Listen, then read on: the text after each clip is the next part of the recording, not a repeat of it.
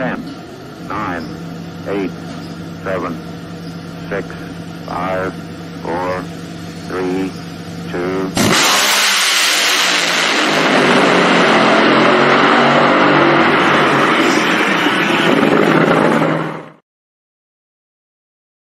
Ladies and gentlemen, and welcome to a special fast recap of the recently straightforward nationals from Las Vegas, brought by Competition Plus. In Nitro Funny Car, reigning champ Ron Capps will go from the number one qualifying spot to a win, outlasting Robert Height, Matt Hagan, and Alexis DeJoria in the final round to score a 69th career national event win and first as a team owner. In Pro Stock, Erica Enders would capture a second win of the season and 35th of her career, as she would hold off a light and quick 005 reaction time from Christian Quadra in the final round to secure a ninth win at Las Vegas.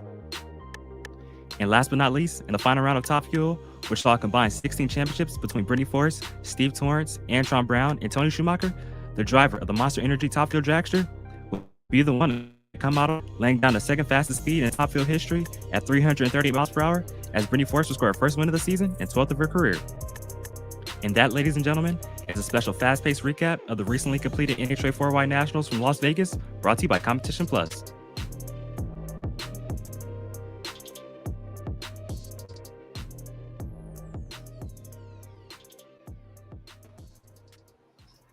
And ladies and gentlemen, welcome to the Competition Plus Power Hour. Lee Craft, one of your hosts here tonight, Monday Morning Racer, coming to you from Gallup, New Mexico. I'm living out the Route 66 song tonight. Co-hosting along with me is Slammin' Sam. Sam, man, good to have you back on the Power Hour. Yeah. What's up, Lee, man? It's good to be back in the homestead, as you can see, back into the new office. Haven't decorated yet, but shortly we will be hanging up some stuff, some decorations. So it's good to be back. I mean, wasn't here for a couple of weeks, but we were in good hands with my man Darren from American Hot Rod ENT, and you were on the show. So it's good to be back, especially after a week in Vegas, taking in some drag racing live, experiencing the raft of Mr. Lee Craft himself, the Monday Morning Racer. You know exactly what I'm talking about there, Lee. But no, man, it's really good to be back. It's good to be here back on the show, thanks to Bobby Bennett and Competition Plus. So we got an action-packed show here tonight. I'm excited about it. A lot to talk about with Jim and Cory, and then the boss man is the pit insider. He's bringing all that good knowledge for us. So I'm truly excited. There's so much to talk about, Lee, from this past weekend. So I don't know where you want to start. I don't know where we're diving in first, but I've got my Gatorade, my water, and a little energy drink, but I don't think I'm going to need it for this show.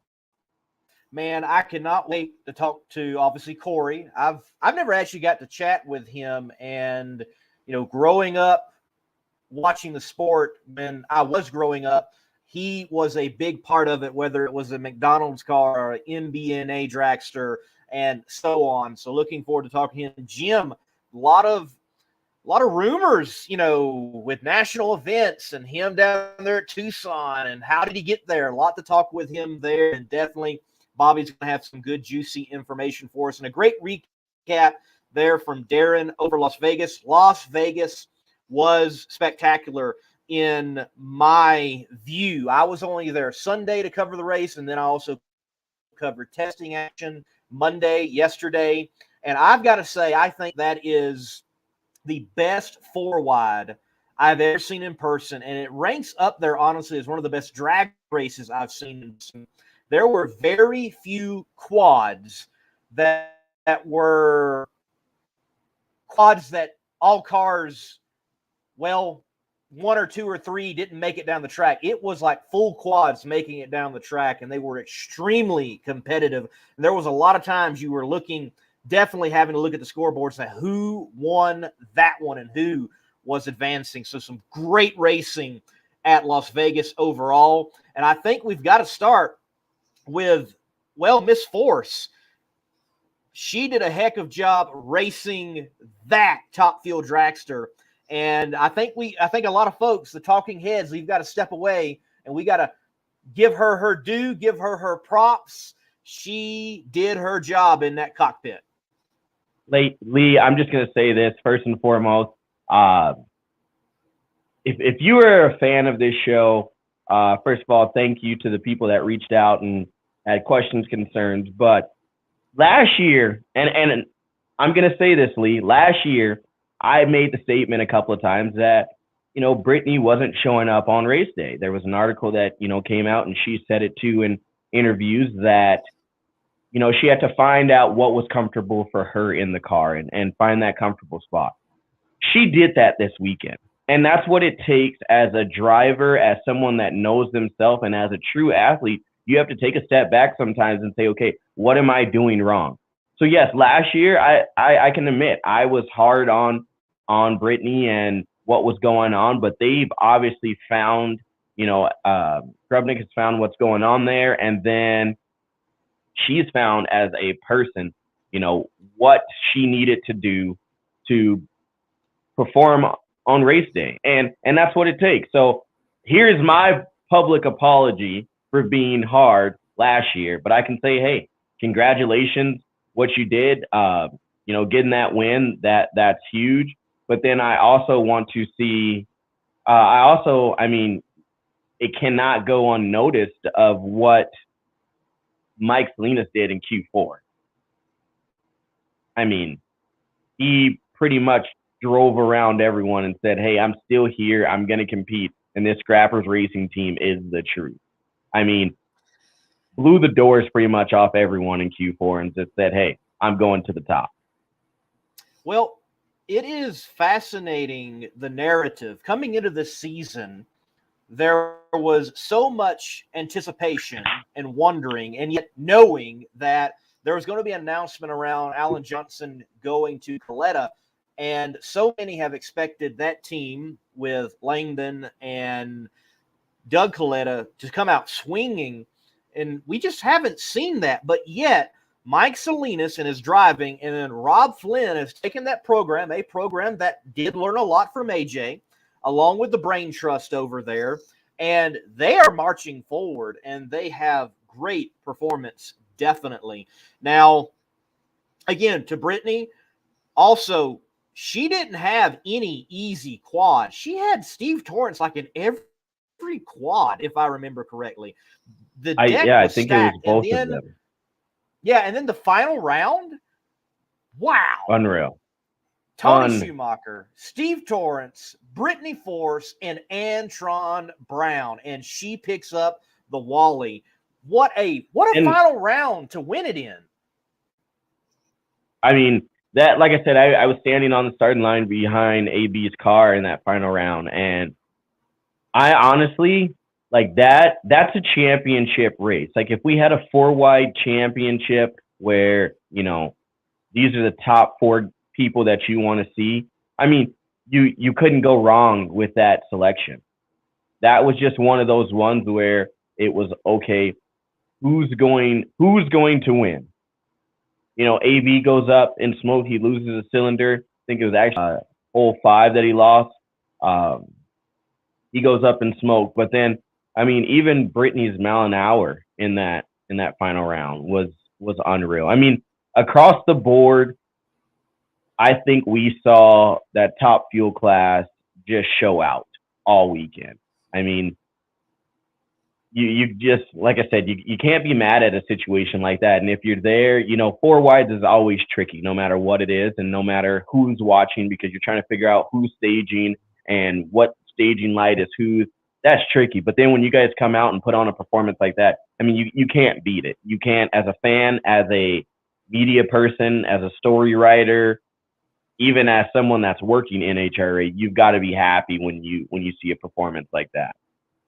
Yes, and for Brittany Force to drive as well as she did under the conditions of the 4-wide, I tell you, whatever she's figured out, and she mentioned in the press conference after winning, the press conference with her, that she's like, you know what, me being hyped up wasn't for me. I had to calm myself down. I had to find the right energy, and she's been able to do that. She has found that, and wow, you go back into the normalcy of, you will, of Top Fuel Drag Racing with her knowing what she needs to do, and it's just one other competitor on the other side. With what Grubby can do, look out for the rest of the competition. And again, like Drag Racing Central brought up, Top Fuel owning the show this year. Wow. We've had so many finalists. We have not had a repeat winner.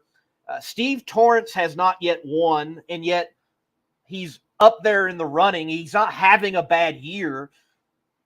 Top Fuel is showing out for sure, and it's living up to the hype.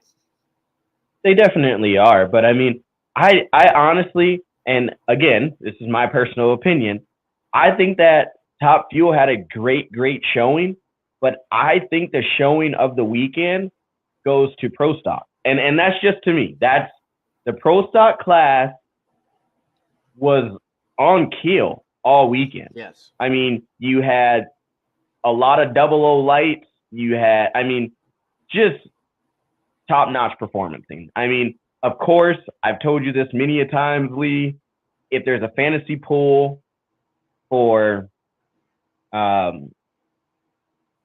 drag racing and Pro Stock, you cannot bet against that red machine from Elite Motorsports. I mean, I don't know what it is. I don't know if they picked the same parking spot where they pull in the toters, what they've got going on, but there's just something about Erica there at Vegas. She finds a way. Richard, the whole Freeman group, they find a way to pull it out. Yes, they did, and congratulations to Erica. She definitely wanted to turn around what had happened at the Gator Nationals. That was definitely sore for her, and she mentioned that in the press conference. But, yes, you know, it's amazing what they do showing up to Las Vegas and do it regularly. Don't know what it is about that track. Don't know what it is about that tune-up. But if Erica's having a bad time, she can show up to Las Vegas and completely turn it around.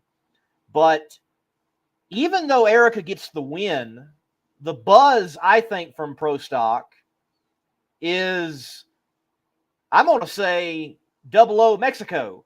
That's Christian Quadra. I mean, my goodness, he got it done there. And, you know, he's got Elite helping out. And with the tuning of the chassis, he's got fire engines in there, Frank Iaconio, and made a statement. And if it was not for the fifth gear, that engine letting go, we might have been crowning someone else as the Pro Stock champion there, the 4 wide Nats in Las Vegas. But Lee, I mean, we've seen this before. I mean, the Quadra brothers, both of them have taken out high name people. I mean, we can go back to the Door Slammers when both of the brothers took out Erica and Greg in the semifinals to both have a full Quadra brother final there at the Door Slammers. We can go back to, I think it was the Gators right after that when one of the Quadra brothers took out Erica also. I mean, so there's a history of them. You can't say that they're a surprise overnight. They've been around and they're going to be around, just like you said, with the help of Elite. You know, they're in that camp. They're doing great things. The up and coming in this Pro Stock class is the truth. I mean, you look at it. You had Erica. I forget which Quadra brother it was. Dallas Glenn, and who was the fourth in that? Aaron Stanfield. No, excuse me. No. Yes. No, he was the round before. I mean, can't remember who the fourth was, but you go into a field like that where you have the champ. You know, the odds are pretty much at that point stacked against her. Who's going to do it is basically what everyone's going to ask. Is Erica going to win? It's either the high odd favor or it's going to be who's going to take her out. That's the question. But when you have, you know, the lanes stacked like they were, you never knew. I had some people saying, man, Dallas is going to get it right out of the hole. You know what I mean? So, and I was standing next to 2 other people that I won't mention, but I mean, you never know. This Pro Stock class is it's just like our Top Fuel class. I mean, you never going to know. You can have, you know, the best of the best in the lanes next to you, but it just matters who wants it more, who's hungry. That's right. That's right. Well, man, look, we still got Funny Car to talk about. What a great story there. More great competition. But we need to take a break and then bring on our insider for this particular episode, the owner, boss man of Competition Plus himself, Bobby Bennett. Well, we got to thank Weldon High Performance for their support of the show and Competition Plus, in particular Competition Plus TV, which be sure to subscribe to the YouTube channel. And if you're looking for a pump in your high performance application, it has to be a Weldon pump.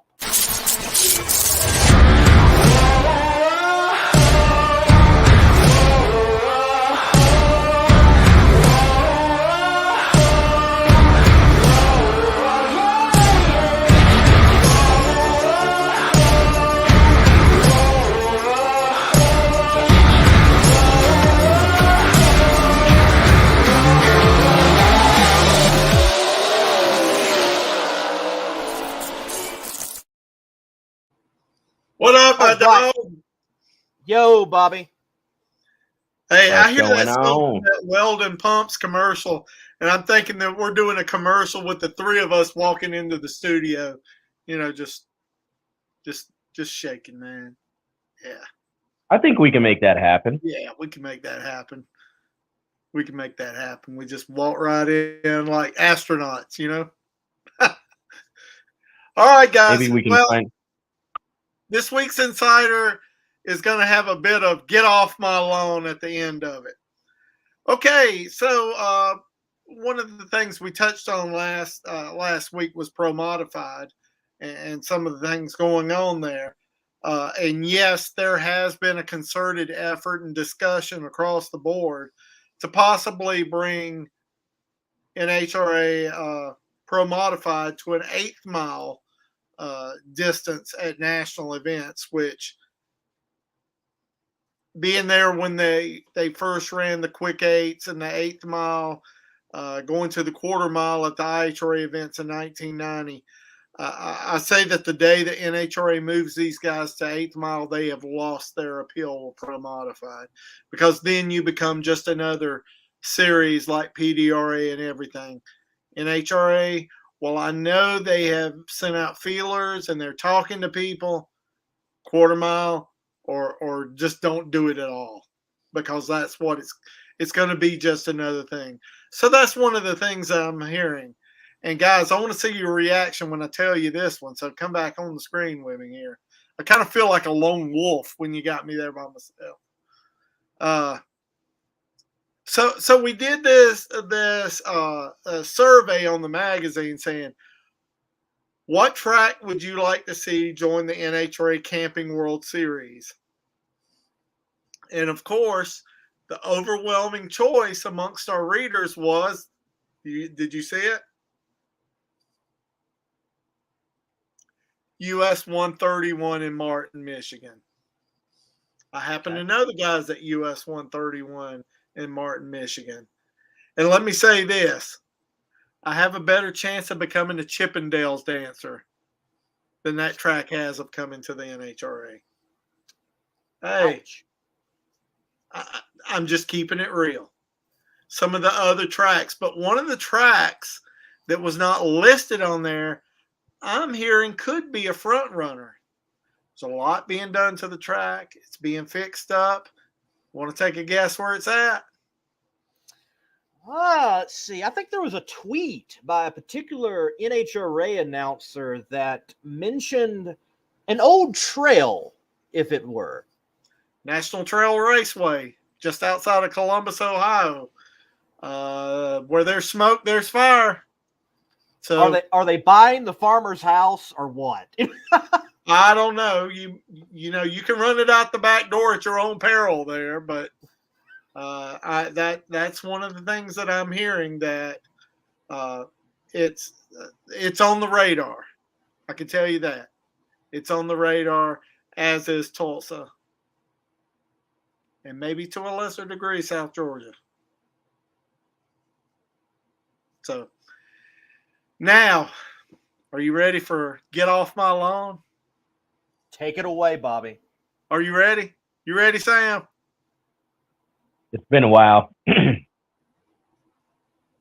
many times have you heard, I don't like four-wide racing because there's too much going on? Oh I my thought we were. freaking gosh. Please spare me. No, don't bring me back with you. I don't want to be off on the island by myself. Y'all are going to share in the misery right with me. My gosh. Are you that one-sided that you can't see multiple cars? Raise your hand if you've ever multitasked in this world. Raise your hand. Okay. All right. It's multitasking drag racing. Okay. I know that we've all been to a track meet at one time or another, right? Do they run them two at a time at a 100-yard dash?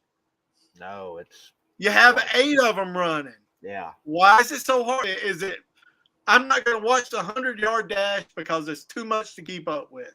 No, you watch to see who's out front. Now, here's the thing. If you really want to appreciate four-wide drag racing, go to the finish line. Watch the cars coming to you. It's not really hard to follow up with. It might get a little confusing in the burnout, who's running what, who's all this. But my gosh, it's just 2 times a year. Okay? We will survive. Okay? And at least we're not running dragsters on road courses, right? Right. Now, it does. You know, the thing is that when you go down to the finish line in person, and I get it, TV does not do the thing justice. But you got to understand, it's not that hard a deal. And really, if you say that there's too much going on, that really says something about you. Okay? I can't keep up with it. Please. Yeah. Please. If you're a bartender, you know how to multitask, right? You're making 3 drinks at one time, going down the road. Look, I've watched enough episodes of Bar Rescue to know you got to be able to multitask.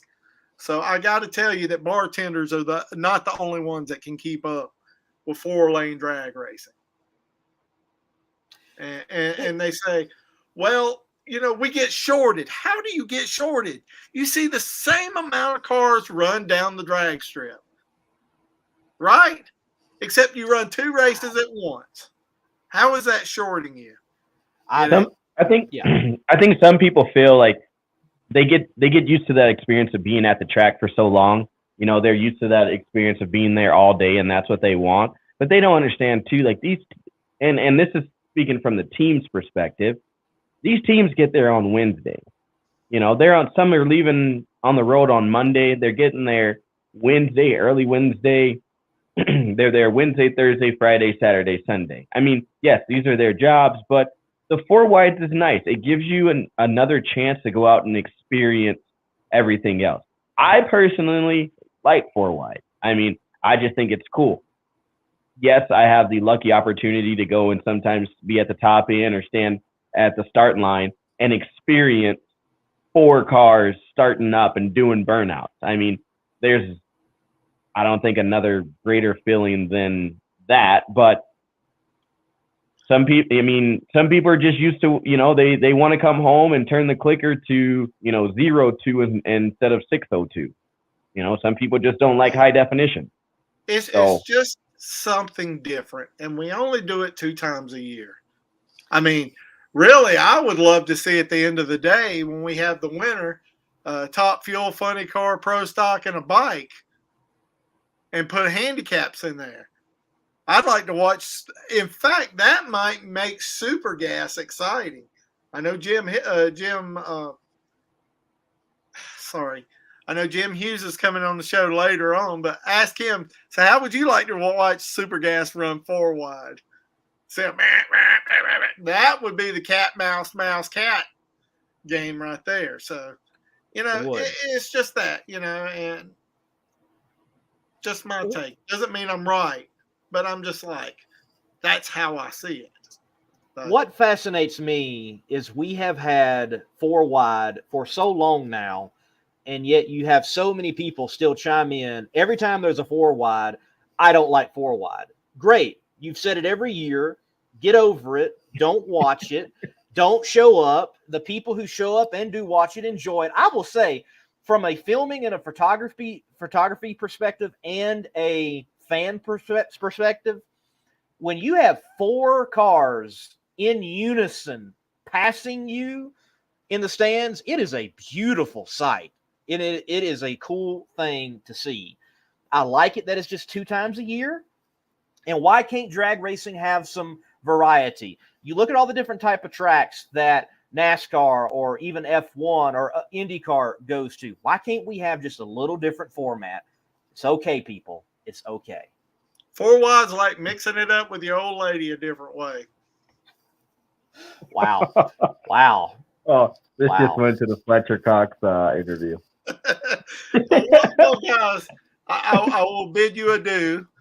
With this being me and my wife being married.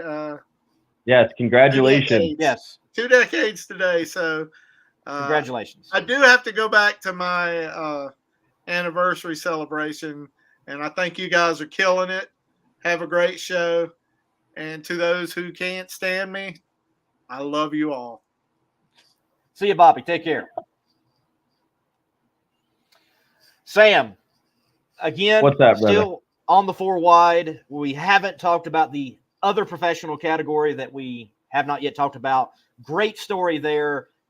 Funny car. Ron Capps gets his first win, not of his career, but as a team owner and driver. Yeah. So cool. Huge. You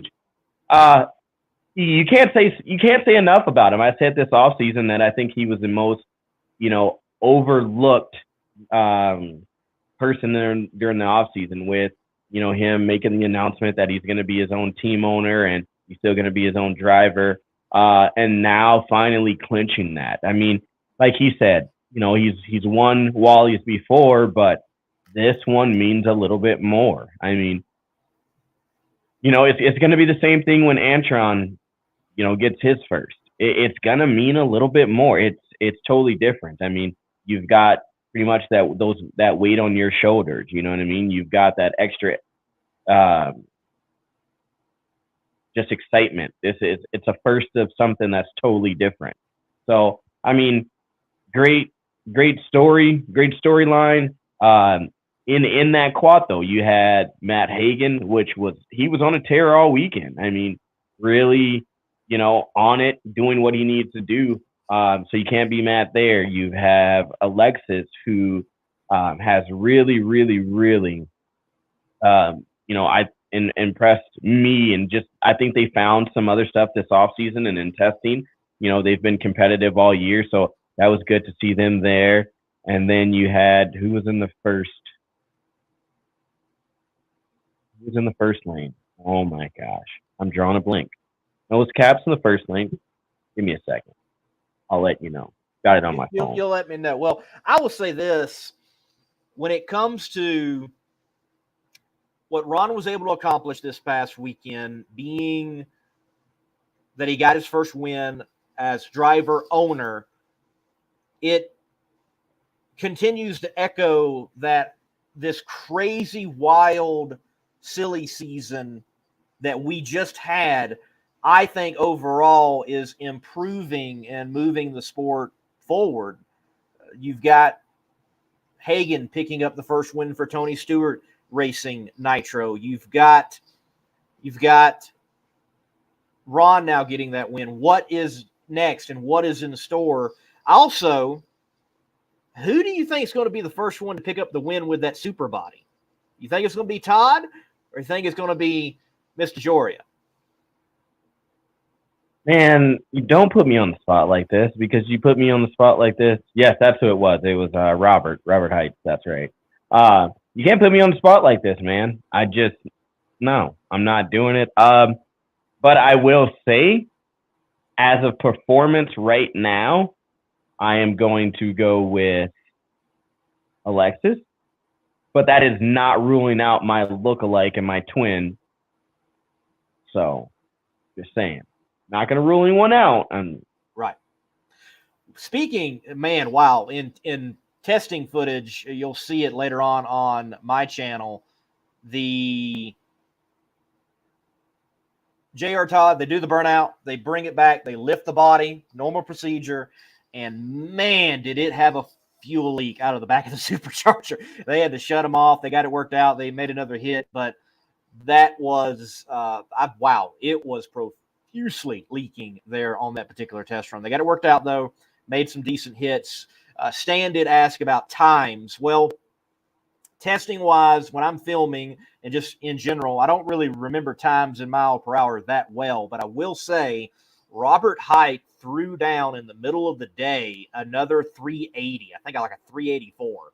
So, guys, Robert Height, that team, they definitely have got some performance. And if it wasn't for a cylinder dropping in that final round, we might have been interviewing and talking and thinking of another win for Robert Height and John Force Racing. So, Funny Car looking stellar once again for competition. Definitely is. And I mean, you probably saw, in testing there, I think there was, I want to say there was 12 teams that I saw that were staying for testing. But I mean, a lot of people don't understand if you're in the area for a Monday, after and people are testing, you can go and see that it's free to the public. I mean, you can go in and watch. But it's some cool stuff to see. I mean, you see in these teams try out different combinations, trying out different clutch packages and everything like that. So, I mean, if you're in the area, you can do that. But, just like we said last year, this time, what amazing racing we've already seen this early. It's been fun to watch. It's been very fun to see. I just hope we continue. We said Top Fuel was going to be just like what Funny Car was last year, but I think Funny Car is still sticking up to what they want to do. And who knows? I think any of the classes can truly be the star of the show, in their own each way. So I'm excited to see going down to Texas next and seeing what's going to happen there. And who knows? I mean, we've got a lot of racing left ahead of us, and I think we're still going to crown some different champions in each class, in each category, and go from there. All right, we got Cory Mack in studio. Looks like he just got settled, so we'll take a break and bring him on and chat with him about – well, we're just going to chat about it all, from early career, mid-career, late career, revival of career, just all of it there in the world of drag racing with Mr. Cory Mack. We're looking forward to it. Folks, you got to see good at night, definitely in your old school hot rod. And if you want the best in LED technology for that old ride, it is Holley. See the light. Classic car owners, make your headlights over twice as bright with Holley Retro Bright LED headlights. A plug-in replacement for those dim halogen seal beams, Retro Bright maintains that classic look and lasts 6 times longer. Stay safe and click the link below to learn more. Cory McClenathan, how you doing, man? I'm doing good, guys. How you doing? Doing great, doing great. Look, honored to have you on the show. Good to talk to you, and thanks for the time. Hey, thank you. I'm excited. As soon as I saw who's going to be the show, I was like, this is one I've been watching. So I'm thankful to have guys that speak their mind and not afraid to say how it is. Well, we try. We might get in trouble for it sometimes, but we definitely try to say our opinions of what we see going down the track and what we love about drag racing. But I mean, let's talk about your career and how everything has gone for you. I personally want to go back to '89, the year before I was born, and just pretty much your season. Let's talk about that. '89, my gosh! In '89, I was still driving an alcohol dragster. I mean, I hadn't even got on the Top Fuel scene yet. My dad and I started in VWs. Actually, he had a high performance VW. We did a lot of sand car stuff. After that, I really got the bug to go drag racing. So my first actual race car was a 1956 oval window VW, and that is a different way to start. That's for sure.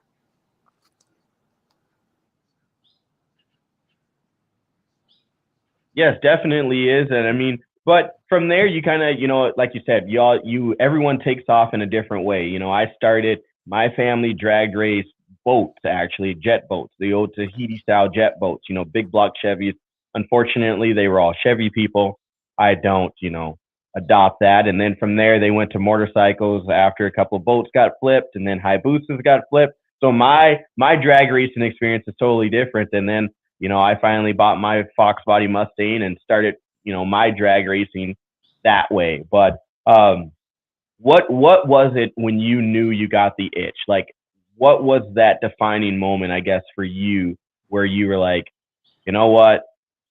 I liked this before, but now it's a way of life, and this is what I want to do.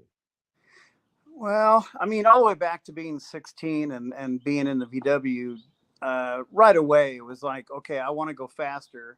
So we just started finding ways of building different cars. We built a high performance VW dragster. Then we did a Carmen Ghia funny car. So that was the only funny car I've ever driven until as of lately. But at the same time, every time I got in a car, I just wanted to go faster and faster. And I just got to the point where nothing else, really mattered. Drag racing is my life. And it has been. I'm 59 now, and it's still my life, or at least racing is. I mean, I do some off-road stuff. This weekend, we'll be up in Victorville at the fairgrounds, racing the Great American Off-Road Series. So that starts this weekend, and bought myself a pro buggy, so it'll be my first time out in it. Should be interesting, but I am definitely a drag racer through and through. All right, you already mentioned it there, Cory, the funny car. So let's just go ahead and go in that direction. Why now, in your time of your life and career, stepping in a funny car and doing that thing with the the nostalgia guys? And by the way, beautiful looking hot rod, definitely reminiscent of the early days. That it's funny that we say that, because that's as nostalgic as I get. going back to that paint job, and it just, what, things happen for a reason. I was just hanging out at home and got a phone call from one of my buddies, Rob Acalina, and he said, "Hey, you want to drive a nostalgia funny car?" And I was like, "Yeah, I'd love to. I mean, I want to try it. I've never been in a funny car." A real funny car anyway. So I was all about it. And he called me. I talked to Rick Akers. He owns the car, and Greg Landwehr. And, there's 3 guys working on it that have, I've done a lot of work with on the past on different cars. So Chris and David and Shelly, I mean, those guys, they worked very hard on the car. It had been beat up pretty good. It was just one of those deals. These things have fires and they blow up, and I get that happens. So they were having some bad luck. So it was a big toss for me to, throw my hat in the ring there. But I did it with Glenn Mikers, and I've worked with Glenn Mikers for a lot of years now. So knowing he was going to be the crew chief and kind of being a part of it, that was going to help me, because he's a hardcore funny car guy. So I know he knows how to tune it, he knows how to drive it. If I had any things I really need to ask, I could go to Glenn. And obviously I have a lot of friends that are obviously funny car drivers. So there was a lot of talking going back and forth. I talked to Dell a few times, but it was just a matter of me making 6-7 passes to really get the feel of it. And I'm telling you, I'm digging it. I mean, I just want to go faster and faster. And, we just came shy of qualifying in Bakersfield. I think we were 17th out of 24 cars. I mean, that's quite a field to go into for nostalgia cars. So we're looking for a lot better times. We did run a checkout pass the Monday of the race, because we qualified 17th. So we made one pass, and off the trailer went 578 at 250, and that would have been plenty good to qualify for the race. So I'm ready for more now. I want to go faster, and I know this car is capable of it. So the Heritage Series is a really cool place. You got all the old school drag racers. I was able to see Pat Austin. I haven't seen Pat Austin in years, and he's got his kid in one of these things. So I mean, I'm no spring chicken, obviously, but it's awesome. I'm looking forward to doing more of it. We have some pretty big plans for the car. So if we can continue doing what we're doing and, going on with get some sponsors involved and being able to make some certain races, I can see this thing getting bigger and bigger all the time. So, Cory, on behalf of Funny Car Chaos, I work for Chris Graves. Can we ever see you at a chaos race? That would be a big yes. I'm working towards getting my license in the big car, and Rick Akers owns this car. He's already told me, hey, if you want to do this, we can put the big blower and everything on it. And we all know Glenn Miker's plenty savvy enough to go ahead and do the switch over. So yes, the answer is with a big giant yes. I want to go and be a part of one of those shows. I've seen nothing but just awesome stuff about it. It takes me back to older days when I was going with my dad and stuff like that. And I mean, it's just that kind of racing. I love it. There is no chaos. It is the reason there's chaos. And I just love that. So yes, sir, I would love to be there. Cool. Yeah, that's great news, Lee. There you go. I mean, another big timer there at Funny Car Chaos. Yeah. I don't think you can say, I'm sorry, but you can't say Funny Car Chaos without doing that. But the echo. but I have a question for you here, Cory. I'm a big safety guy. I sell safety car parts. Your crash incident in 2006. Yes, sir. The big, as I call it, the big flex. I mean, we see these cars nowadays going down the track and you see the body flexing and everything like that. From 2006 till now, what do you think the biggest change, has been? And do you think we're going in the right direction of trying to, minimize this flex, use it to your advantage compared to what happened in your incident? Well, the rules were a little bit different back then than they are now as far as chassis and what you have to have. Back then, NHRA was working on some stuff to try to make the cars, safer. And we went to a certain chassis that was heat treated. Okay. So we all use heat treating to make bolts and a lot of things on our race cars stronger. But we had never done that with chromoly.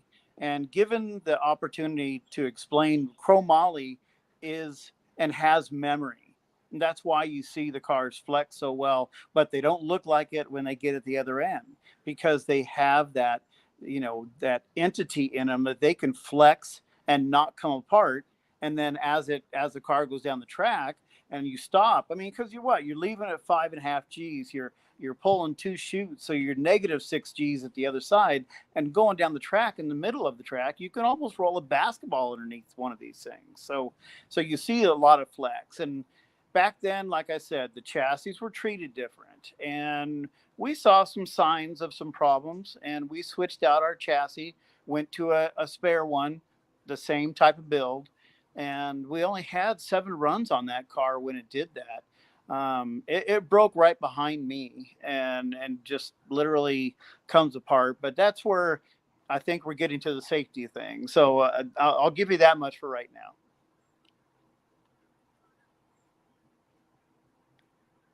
No, and I mean, I'm just asking because as we continue to, see these things, I mean, you look at, for sure, Justin Ashley's car and Steve Torrance's car, you really see that big flex, halfway down the track. And a lot of people don't understand really what the bodies are doing. But when you had, an event like you had in 2006, it just shows the progress of what we're doing in this sport. I mean, I think we continuously hear that we're 50 years behind.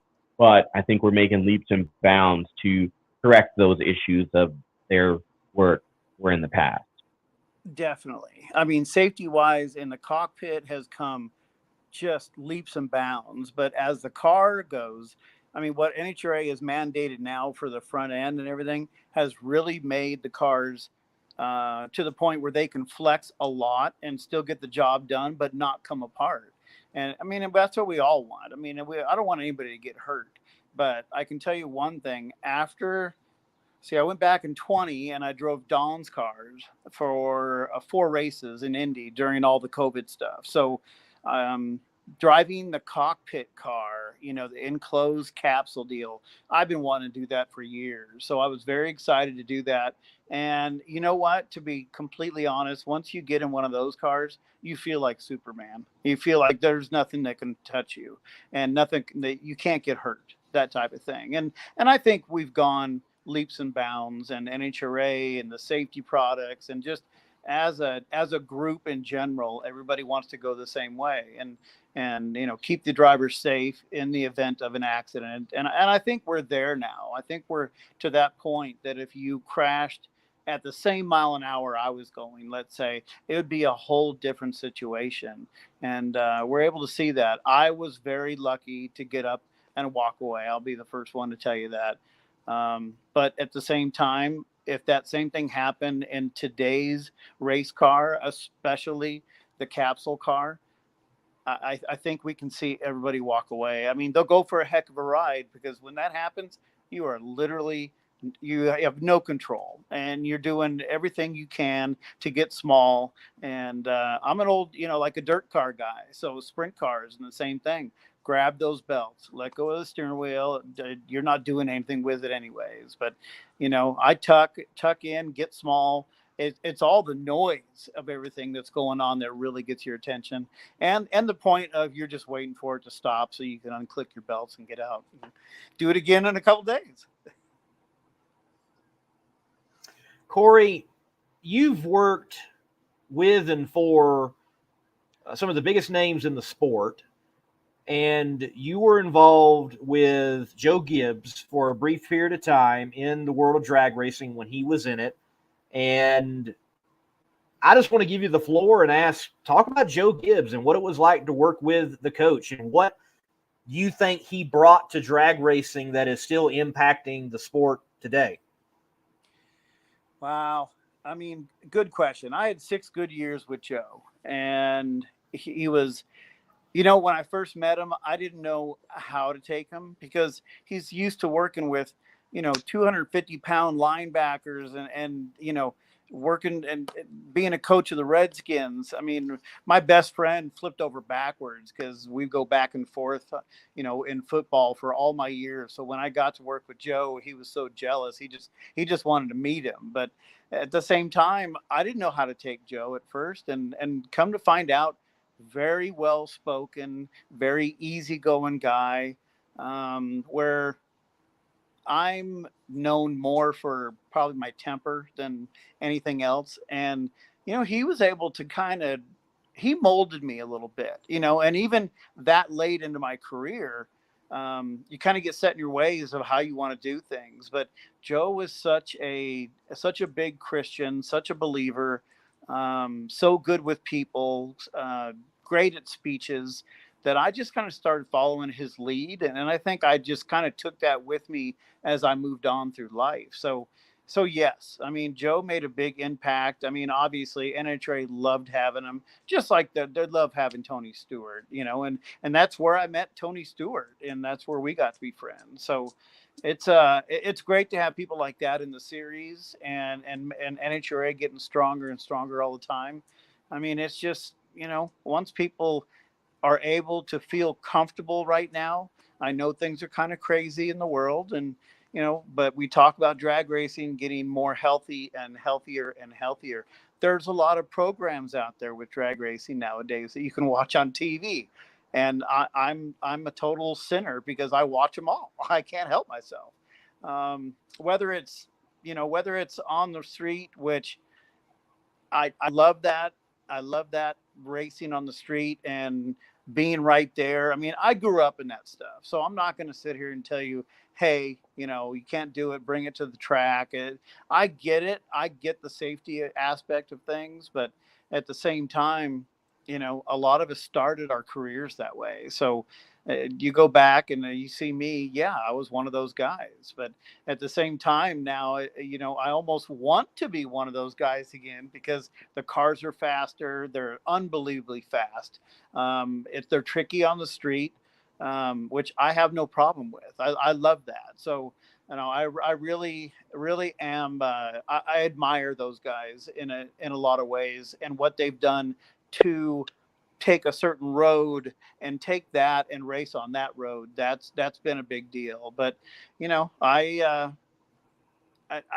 guess I just miss being part of the deal. That's my biggest thing. So to sit on the sidelines is not exactly what what I'm loving, actually.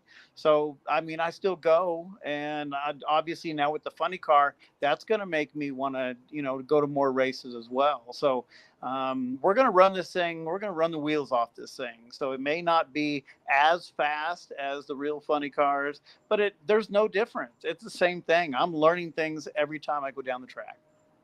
But like you said, having different sponsors, Joe was definitely one of my favorite because I think I learned more being a person than we did being drag racing and like just working for him or being a fan, because I am a fan of Joe's.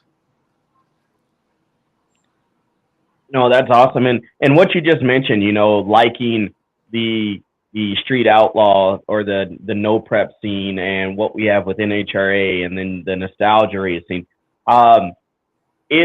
If someone would have told you this 10 years ago, that this whole phenomenon and this whole craze of, this funny car chaos and the street racing would have come up to emerge to bring pretty much a lot of new fans to the sport of drag racing and out of the woodworks, bringing cars that have been sitting around for 10, 15 years, would you have said, yeah, this is going to be a thing, or would you have kind of laughed at it? I wouldn't have laughed at it, but I definitely would have said, there's no way that this can happen just at the time and how things were. But you know what? It did. And I'm so glad that it did, because it gave people an idea what it's like to step into a fast car and go to the racetrack. And, they use flashlight, arm drop, whatever you want to do. I mean, I get it. It's kind of if you're a street racer, you have to be a hustler a little bit, because that's how you win races. I know that just from experience at the same time, but yeah, there's just so many ways to go drag racing nowadays. And these guys have worked from the very bottom and brought this up to such enlightenment. And, we all watch it. I mean, even if it's, even if who's going to win, I'll watch it a second time because I just love drag racing that much. But, at the same time, yes, I would have definitely thought there's no way that's going to get this big. But now I couldn't be more proud, to be honest. I mean, look at them. I mean, every one of them has gone on to build faster, better cars, and that they do a lot of no prep stuff, which I love the no prep stuff. And, I'm definitely a fan. So, I don't know that I certainly wouldn't have laughed at it, but I have no idea how it's got to be as big as it is. But you know what? Hats off to them. They've done it. They've made it great. NHRA is still there. I mean, it's still the only game in town when you're going drag racing on a strip. I mean, it's just one of those deals. The top fuel cars and funny cars, that's my jam. I mean, that's just me. But at the same time, a little street racing can be a lot of fun. So, Cory, you mentioned that, you've been on the sidelines other than, helping out Don and stepping in the car during the whole COVID deal and finally, getting a taste back in the funny car and everything. But during the time of being, as you said, on the sidelines, watching more races, watching programs, what are things from when you were driving and then watching, you're like, you know what, we should have been doing this, and we need to add this, and we need to make these changes. what are some things, being on the outside, kind of looking in, you were able to glean and learn? Well, I mean, obviously, we've already been through the safety deal. That is big for me. That's probably one of the only things that when I watch some of the TV shows we watch, I'm very safety oriented and always have been when it comes to race cars. But if you don't respect a race car and you crash a car, you will respect it after that, and you will wear what it takes. Um, Basically, like I always said, I'm dressed for the occasion. Well, that's being the safety part of it. Um, I would say that the biggest swings that we've seen is like fuel management, clutch management, computers, what MSD brings to the table. Um, it's one of those things where we can do a lot of stuff with all that now, and they can actually change maps after the burnout. They can reach in and change that just by a couple pushes of the buttons, that type of deal. You can change flows really quick. I mean, there's a lot that's come about over the years that's just made this, the dragsters and the funny cars really step up to the occasion. And look at us, we're 1,000 foot and we're still running 330. I mean, is that awesome or what? To me, I think that's awesome. And watching the 4 wide last week, that was an interesting race. Everybody, there's some big time players in the finals of those races. And Brittany, Brittany Force, she had the car to beat. She was driving well. That's I just sit back, but I am playing Monday morning quarterback all the time, or late Sunday afternoon quarterback, because I think I see a lot of stuff now that I would do a little bit differently. But I'm also seeing a lot of things that hey, I wish we could have brought that to the table 15 years ago. Now, Cory, you're playing Monday Morning Racer, actually. As I said that, I realized what I was getting myself into. So, yes, sir. Yes. Yeah, I don't have a great filter sometimes. So normally when any Trey's mad, it's because I said something I shouldn't have said. So, I grew up as, tell it like it is. They can't hate you for it. They might be mad at you for a little while, but if I don't say it like it is, then I feel like I've done an injustice to drag racing in general and what I believe in.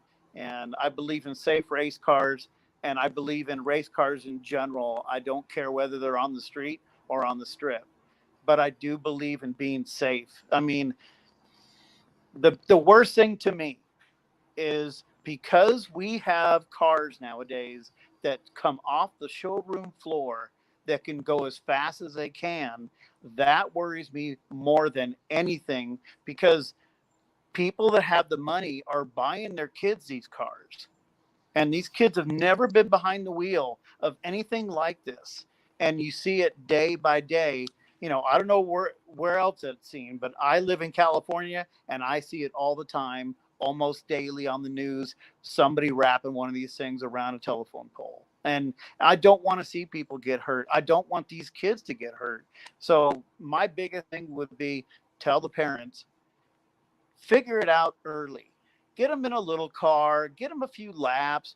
Don't go buy them a 10-second off the showroom floor car. I mean, that's going to do nothing but get them in trouble. Can you imagine what I would be at this point if I had that back in the day? I'd have been in trouble. I'd have been in big trouble. I already had my license taken away twice when I was young. So I don't drive like that nowadays. I've learned from my mistakes, but at the same time, these young guns, I just want to see them go out, have a good time, do good behind the wheel. And you got some really good drivers now. We got Justin Ashley, who's just came out of nowhere. Josh Hart. I don't even know these guys yet. I've barely met them because I know their fathers. I know of them, type of deal. But you know what? I just want to see it get bigger and better, and NHRA can come back and be as big as ever. And we will see those 25 car fields trying to qualify, for the 16 car field, so to speak. And as far as as far as safety and everything else, it goes without saying. I love seeing that. I love seeing all the updates on the chassis. I think we've definitely come into our own as far as, making the sport safe as it can be and having car wrecks and being able to walk away from it. So that's what I would take away from this in the biggest way. But yes, that is the only thing that bothers me is seeing young men and women jumping into these fast, showroom cars and then going out and utilizing them on the street in the same fashion.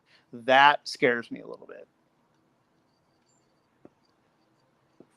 Yeah, I mean, it happens more than what we think. I mean, I've been guilty of, renting one and maybe taking it out on the highway a little bit faster. I mean, rental car stories, right? I mean, every drag racer has one. Kind of like we got leaving, great ones. Yeah. like seeing how, like, it's like seeing how fast you can leave the speedway and go over the speed bumps that they got there. What's 40 mile an hour over them? But who tells those stories? You know what? You're in trouble when you walk up to the. I'll leave the name out of it, but when you walk up to get your car and they say, "I'm sorry, but you've been red flagged," so you're in trouble when that happens. So okay, I guess I'll move on to the next dealership or the next car rental, let's say. Right. But yes, we all have those stories. That's when you have to hit them and say, "But I'm a Golds member. Come on." Exactly. I'm not going to get all my miles and my bonus and, what's going to happen. And, it is what it is. I'm guilty. It is what it is. I did it. I'll do the time. It's kind of one of those things. But you know what? Drag racing, well, let's say drag racing and you get your buddies together and have a few beers.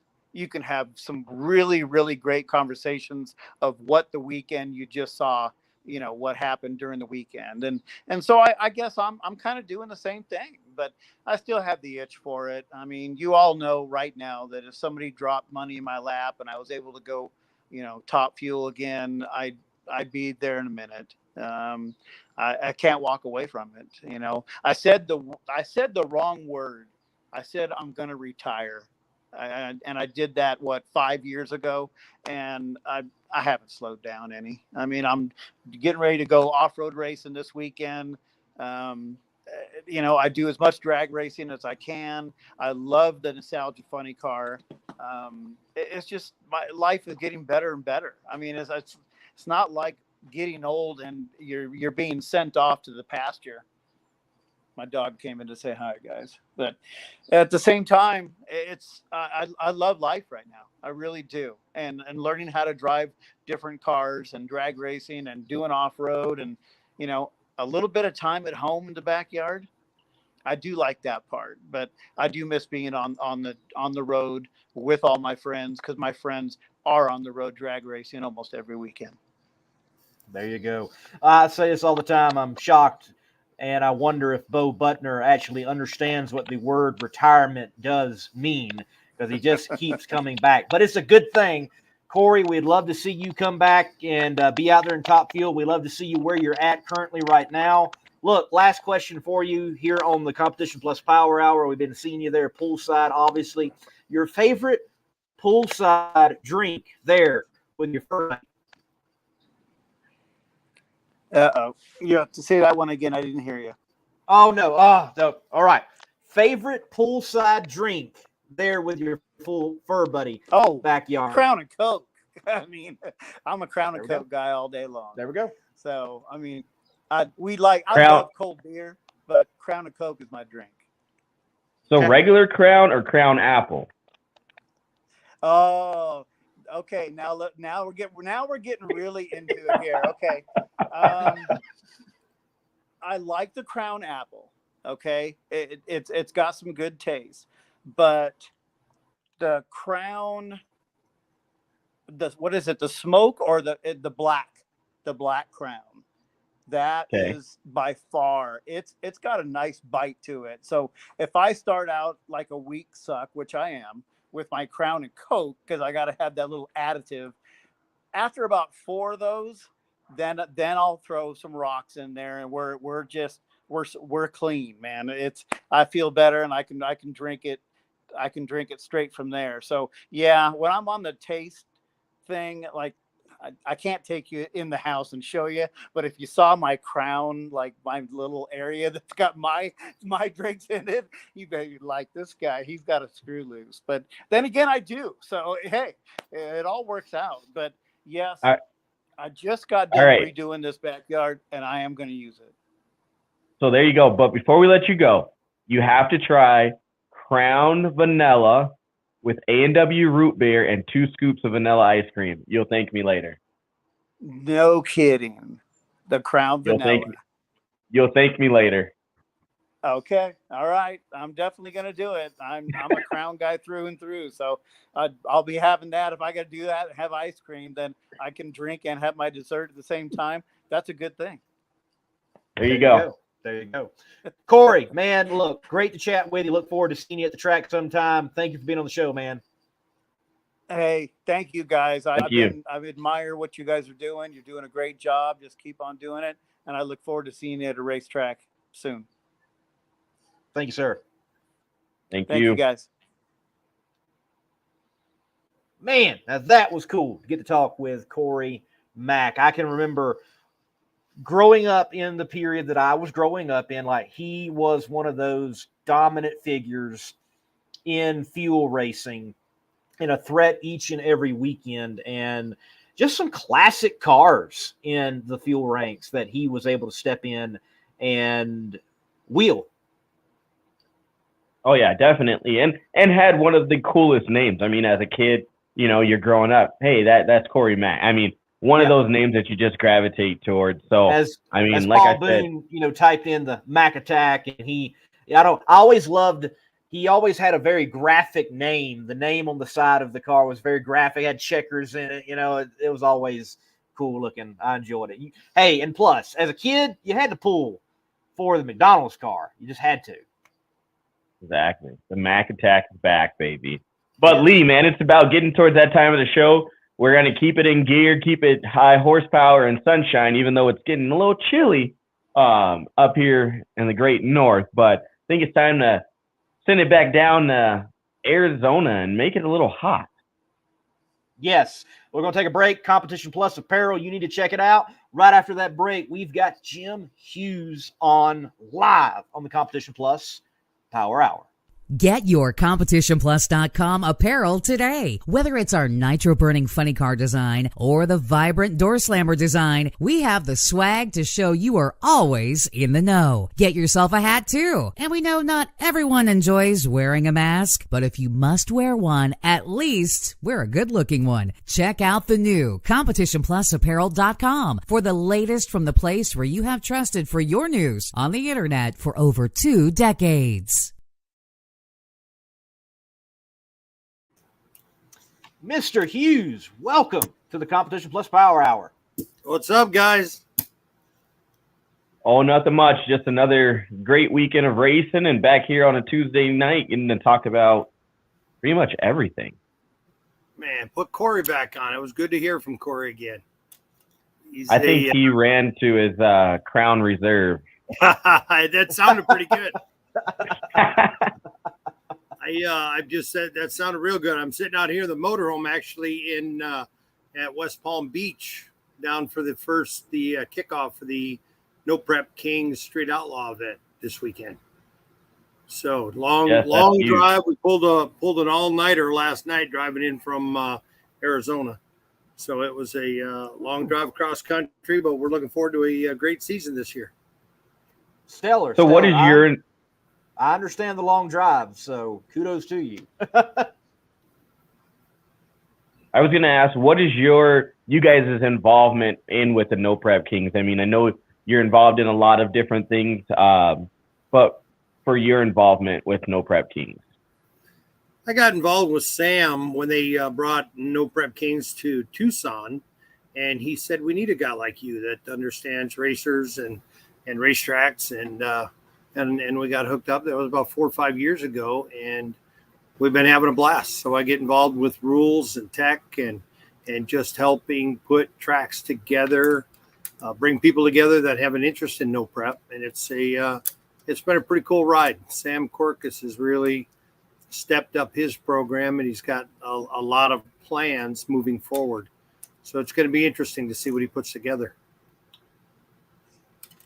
And Jim, for some folks that may not be familiar with who you are, like you mentioned, being, knowing about the racers, you were a racer yourself. You've had a lot of wins and a super comp championship at the NHRA level, if I'm not mistaken. So give us a rundown of like the accolades and accomplishments for Jim Hughes.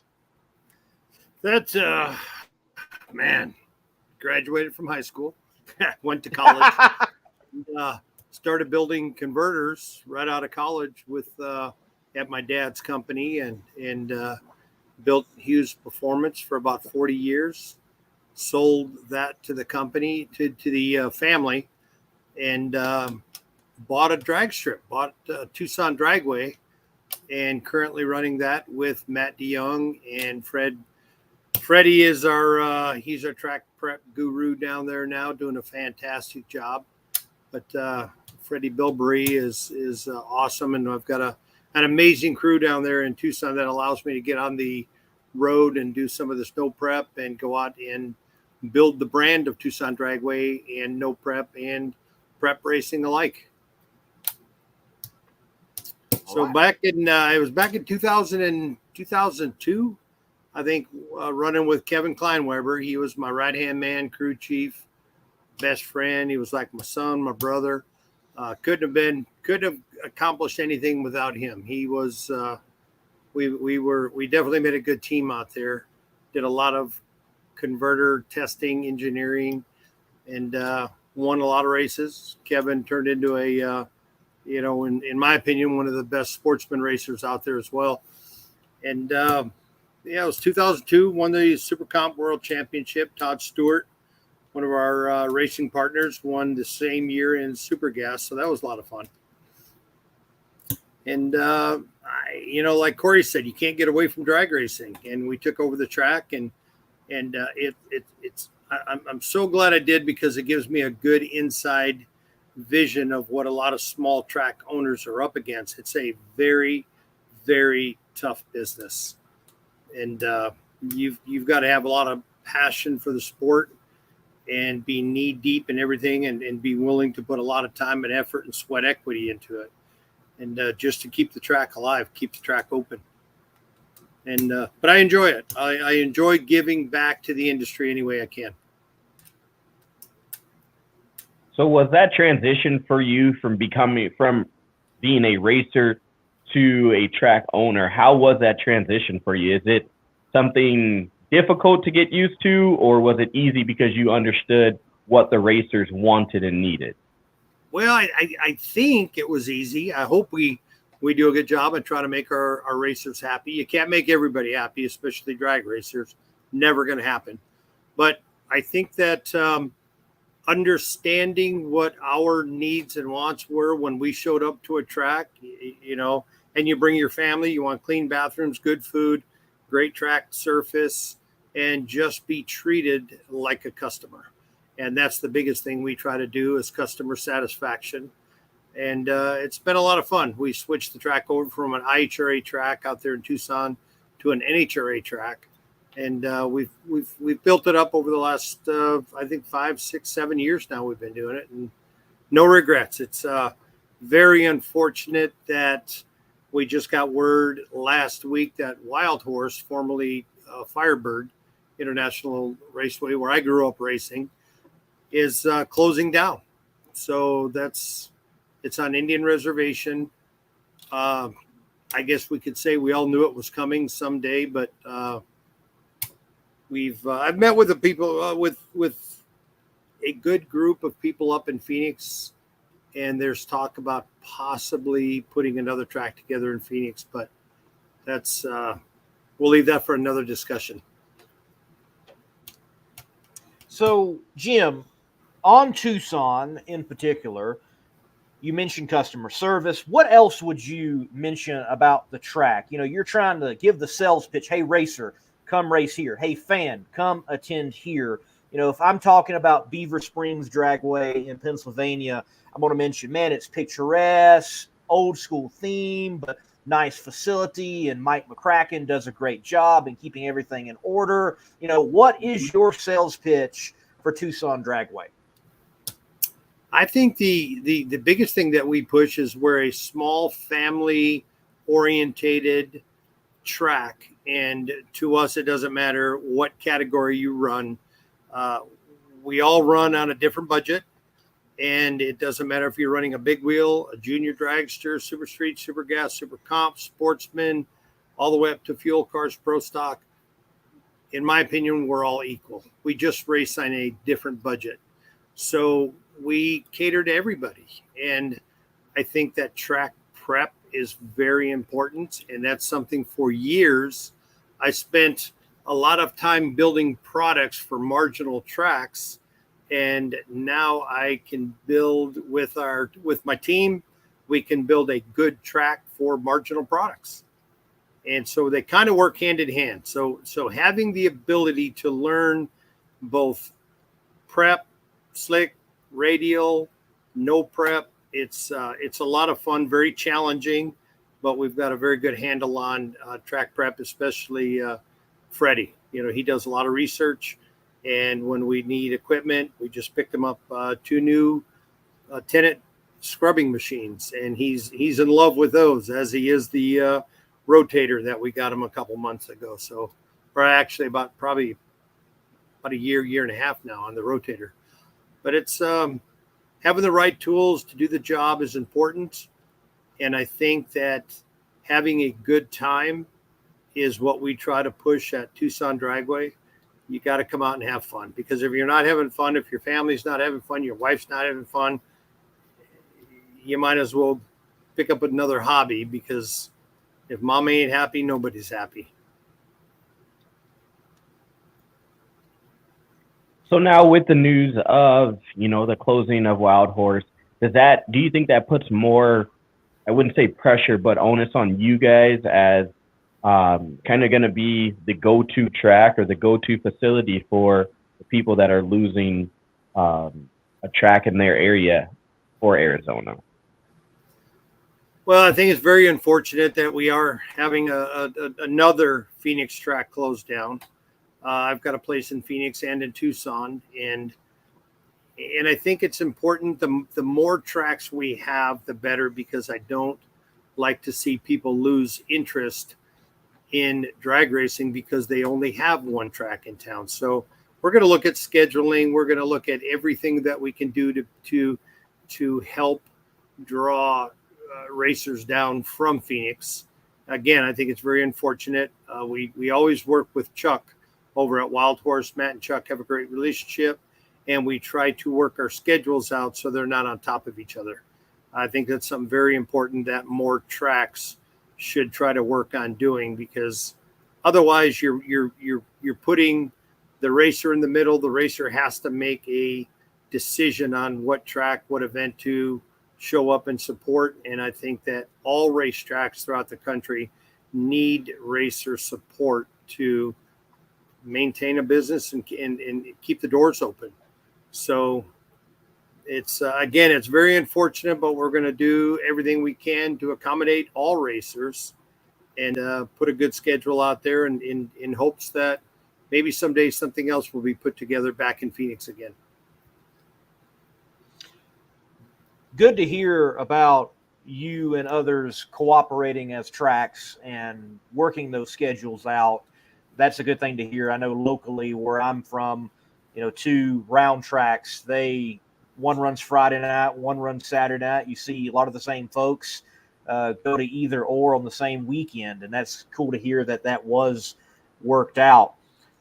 With the closing of Wild Horse to come, that national event date, the NHRA has expressed they still want to fill all these dates and not take away from the schedule. Some have even said, hey, they could run down at Tucson. what would it take for Tucson to hold a national event, far as like parking, ingress, egress, facilities? What would it take, and what would be on the list from you, the owner? Well, I'm going to find that out towards the end of this week. I do have a conference call set up with NHRA. We're going to talk about the possibilities of what it would take to expand Tucson Dragway into a larger facility. We're on Pima County Fairgrounds. There's a ton of area parking. We would make our pits, expand the pits, look at doing some possibly more concrete on the track surface itself, and just upgrade the whole facility. And the biggest thing will be bleachers. We're in the process of looking for bleachers currently. So nothing on our plans have really significantly changed, because we're looking at making those changes and improvements anyway, whether Tucson ever had the ability to host a national event or not.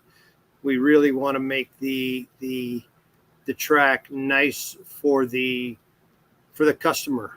I mean, that's what it's all about. We put the money back into the track, and the nicer we can make it, people come down every time they look around, they compliment on all the improvements and the changes we've made. And that's very gratifying to myself and the entire team.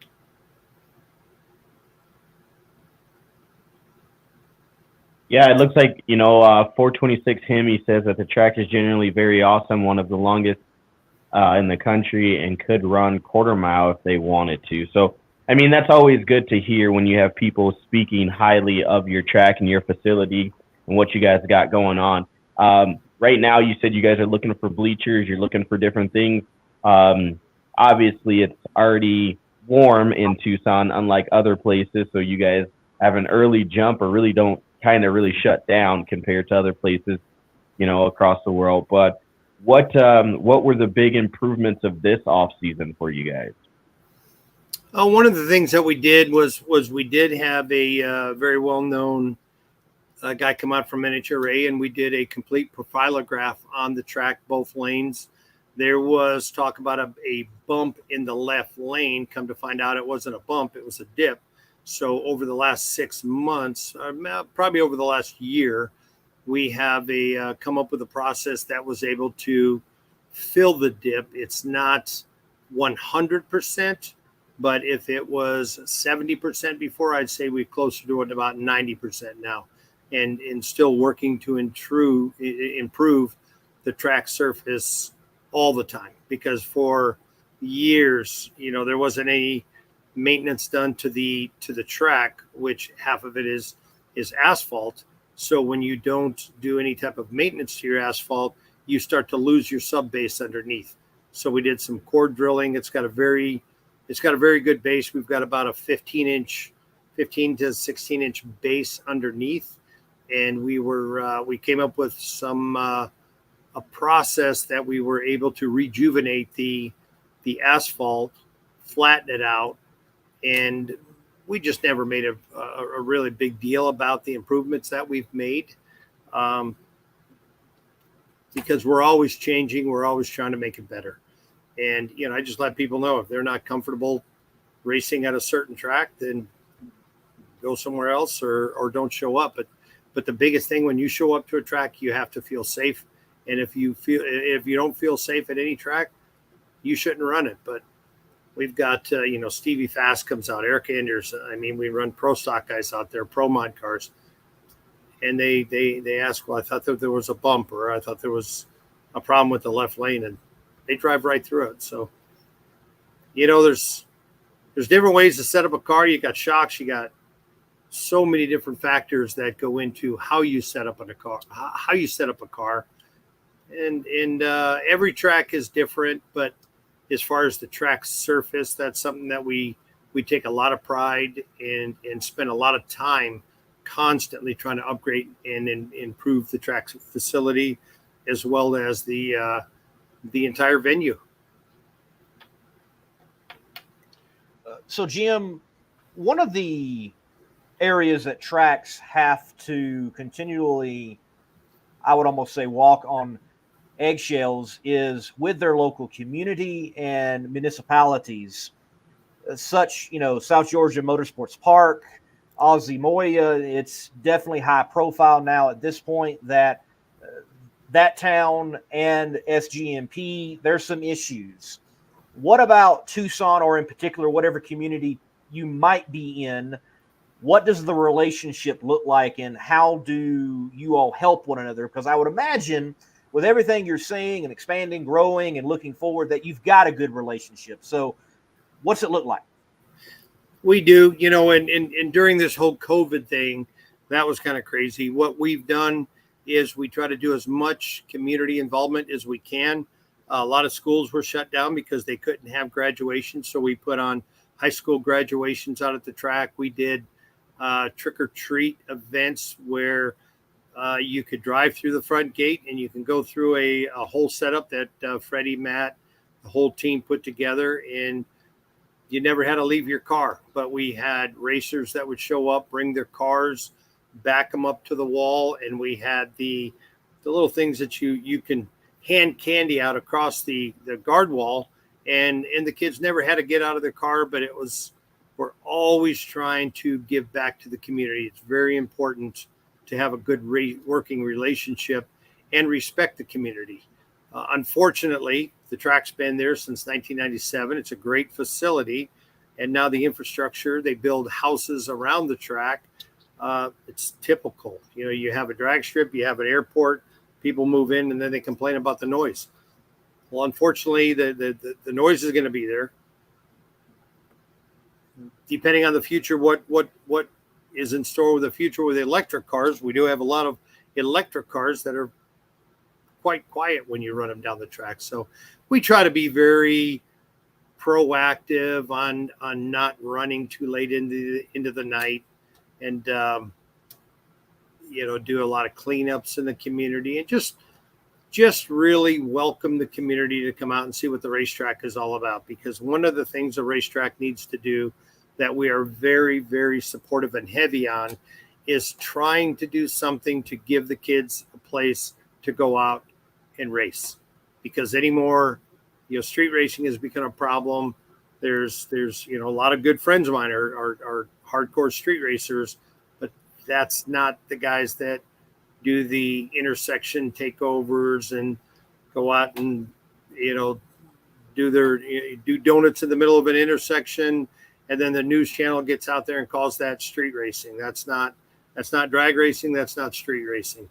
And I think that kids these days, they just need a venue to go out to that the community can get behind, come out and race their car. And we love working with people to get them into drag racing, because there's not a lot of education. And like Cory Mack was saying earlier, get the kids started early, get them out, let them learn what drag racing is all about, be supportive, let them come out and run their cars, and don't give them a hard time.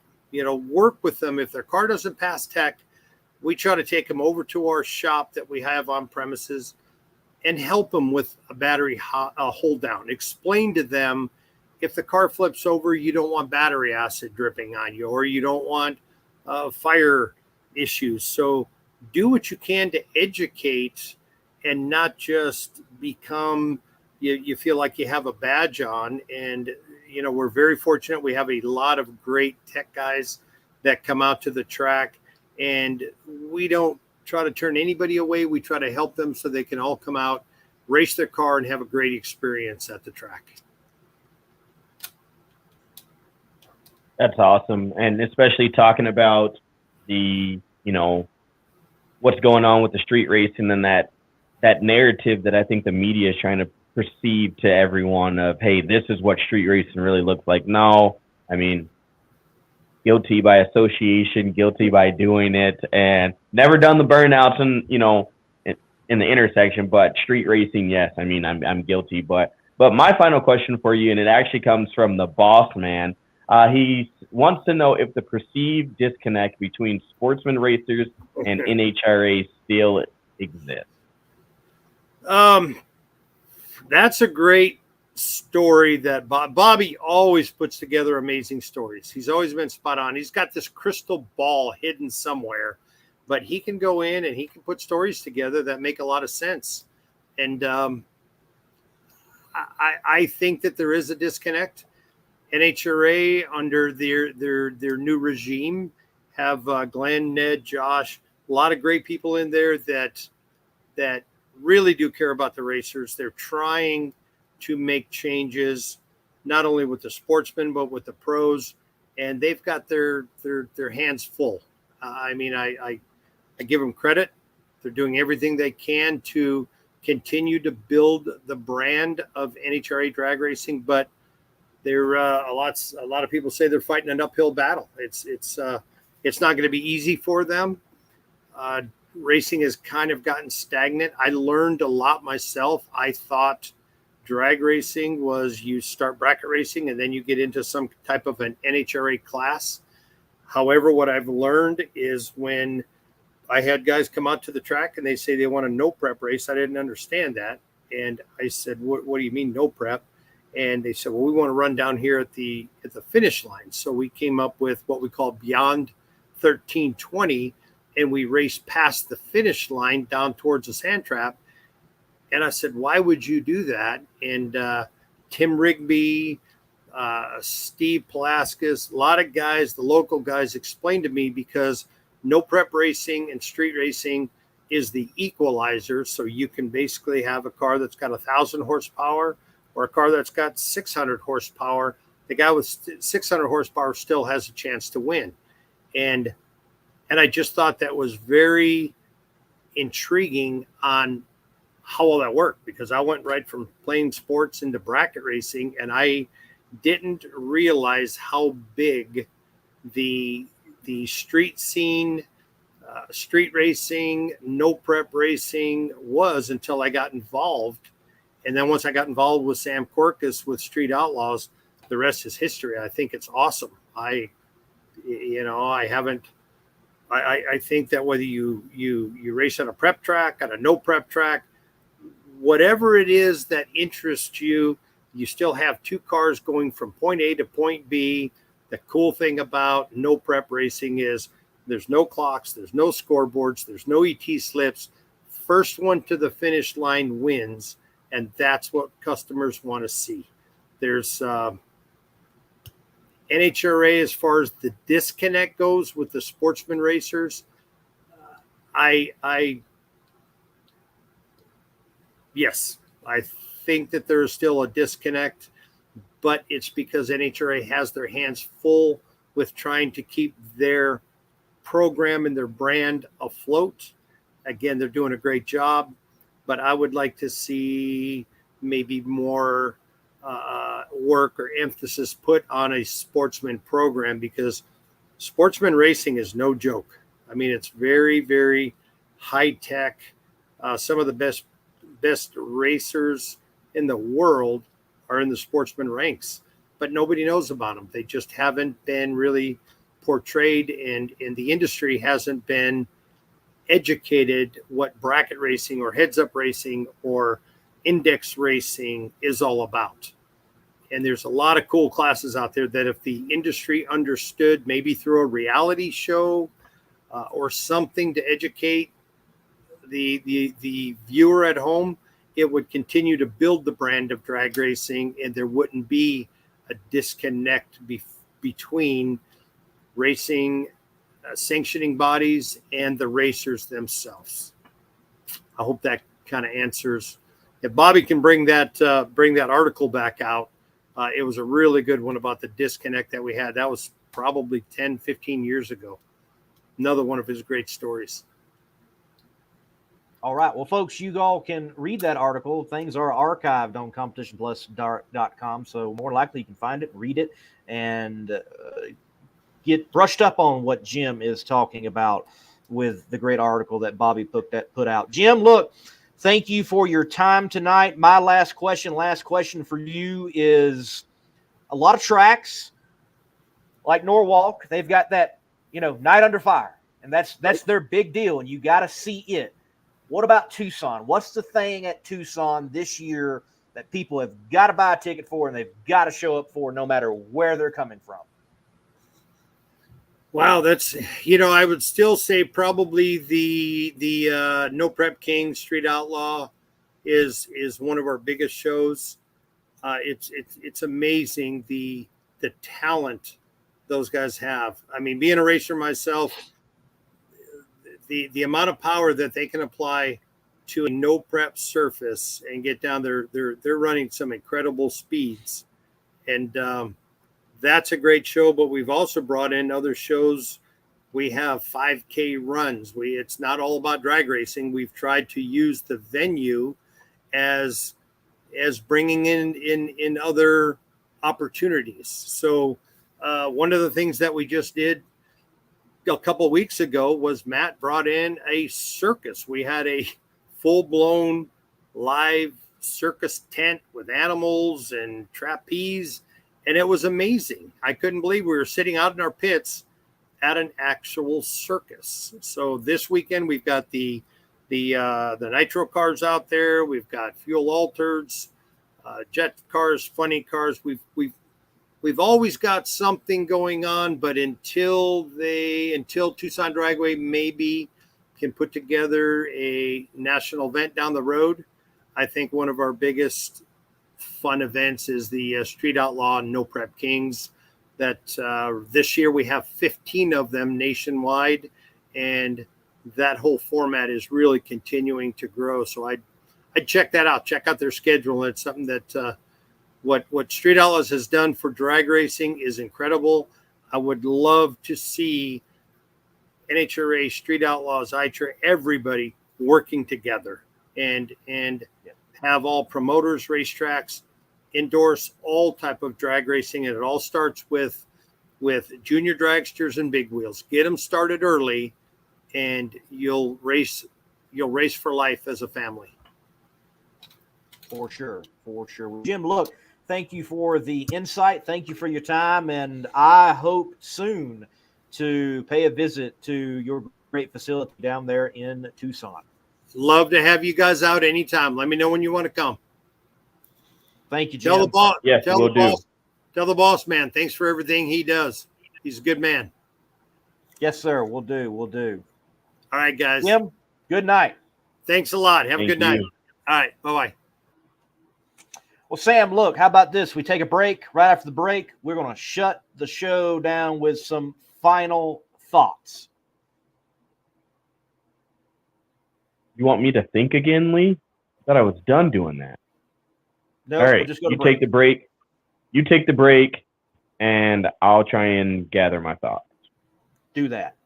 In the race for quality, there is no finish line. Jerry Bickle Race Cars is a one-stop chassis shop for drag racing performance parts and race components. For over 50 years, Jerry Bickle Race Cars has been an essential part of racers' plans for building world champion race cars. Our parts department is stocked with every part a racer might need. Log on to jerrybickle.com for more information. We build anything with doors. jerrybickle.com.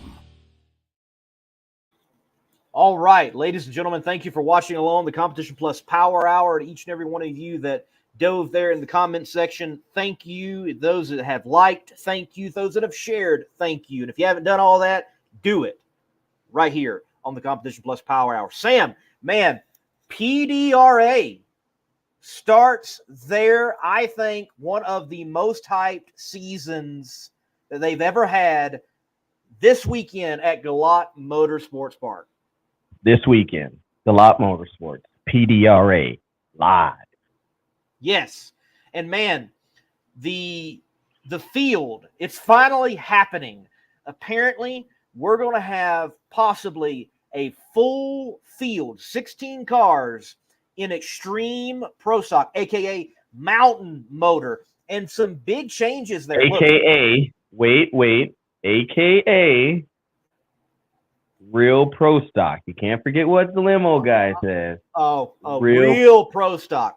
Yes, let's get Mr. Freeman on and ask about Real Pro Stock and the limo guy. Let's get him on and ask that. Hey, I'm just here for the people.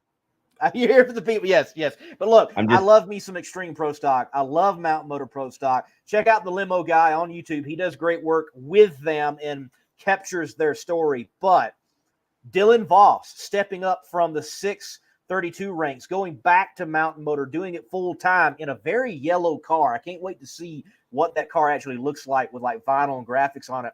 Johnny Papchino, he wants to strike back and get a championship. But Chris Powers finally shaking down and getting that brand new car he debuted last year, but didn't run toward the end of the year. It's going to be in competition because he sold the other one. John Montecalvo is in a Roy Hill Ford with Kazi Power. What? Also, Kirk. Go ahead. Kazi Power is the truth. I mean, you can't sleep on it. I mean, it's a name that's right up there with when you say, Pat Musey and when you say things like that. So, I mean, I think a lot of people sleep on that Kazi Power, and trust me, if I could have one of those power plants in the good old Miley of my Mustang, as I call her, it would be in there. Yes. Look, it's going to be lit there in Mountain Motor Pro Stock, Extreme Pro Stock, and the PDRA. All the other classes as well. Great competition in Pro Nitrous, or Pro Boost as well. Oh, hold on. Whoa. What was that you said, Lee? Nitrous. Pro what? Nitrous. My man's catching on. Yes. And look, John Garrett mentions another area where you can find Kazi Power, and that's in the Southeast Gassers Association. They're going to be at Shadyside. I'm not going to be able to be there. It saddens me. I do want to mention on the show, it is the Gene Cromer Memorial Southeast Gassers event. Gene Cromer, legendary gasser. He passed away toward the end of last year, and my dad was his longtime crew chief. So I really want to be at that race. I do, but I do have already business obligations because there's another great event. Bring in funny cars, Top Fuel, some nitro burners back to Capital State Raceway in Baton Rouge. That's the chaos this weekend. Baton Rouge, baby. But yeah, I mean, there's a lot going on, Lee, and it's good to see, racing's in full swing. It is race season. It's time to go. The sun's coming out, things are drying out. So it's always great to have this time of the year come about. Like we talked about at the beginning of the show, re-wrapping that up. NHRA drag racing 4-wide, you like it, you don't. It's like some people say they don't like vanilla ice cream. Well, guess what? It wasn't vanilla. It was a little rainbow sherbet. So take it how you want it, but it was great racing. I mean, whether you think that 4-wides is silly or not, it was great racing. A lot came out of it. You had, I think, 4 deserving people win, or you had 3 deserving people win championships this weekend, and one that was very, very well deserved. And Ron Capps, the first as a team owner and driver, so that will always go down in history. That's going to be a special Wally for him. For Brittany, figuring whatever it was out, that's huge. And then for Erica, you just can't bet on red, drive that, back. So to see that is always great. To see those junior dragsters out there getting a chance to ride down in front of, the grandstand there, that's always. But PDRA at Galat, looking forward to seeing that. Southeast Gassers at Shadyside. It's go time. No Prep Kings this weekend. A lot of crazy drama. We won't dive into the drama of No Prep Kings, even though I am a huge fan of that, of who will be there, who may not be there because they're in trouble or they're sitting on timeout. But, it's all fun in the neighborhood as long as you get to, as Clay Milliken would say, smash that loud pedal. Yes, sir. That is very true. Looking forward to all the racing this weekend. Hey, if you want to see me, definitely come out to Capital State Raceway there in Baton Rouge and enjoy some funny car chaos.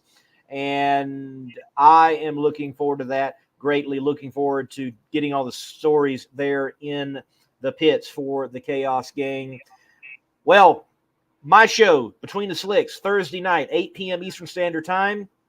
Be talking drag racing once again, the latest in the news. And we're going to have Steve Graham, Pro Stock driver, who did qualify for the 4-wide Nationals there in Vegas. I'm going to have him on. We'll be talking with him about Pro Stock and the fight, the scrap that it is for an individual like himself with his team that he has, supported by VitaCEnergy.com. We'll be chatting with him. Sam, I'm going to step aside. You're going to shut her down. Each and every one of you out there, thank you for watching the Competition Plus Power Hour. Sam, good to have you back, man. Yeah, man, it's been great to be back. To Bobby, to you, Lee, thank you for inviting me back onto the show. It's been fun. It's been a pleasure. To you out there, like I said, the people who reached out to me to make sure I was okay and just to see what was going on, I appreciate you guys all. So we're back in the saddle. We're ready to go, and we're riding this ride out. To all the fans out there, you can catch my new version of my podcast that will be dropping here soon. We took a hiatus, but we're back on. That is In the Groove Podcast by Outlaw Performance ENT, or you can check me out at Slam and Sam on Facebook, but YouTube is Outlaw Performance ENT. But as we do every and each week that we have this show, thank you to Bobby Bennett. Thank you to Holly. Go and get those new LED light bulbs into Weldon Pumps for being on board. We thank you guys. To you guys out there that like, comment, subscribe, and share this. We appreciate you more than what you know. From the Competition Plus gang and the Power Hour gang, myself and the Monday Morning Racer, thank you, thank you, thank you, and we will see you next Tuesday. You keep the pedal to the metal, and God bless. Peace.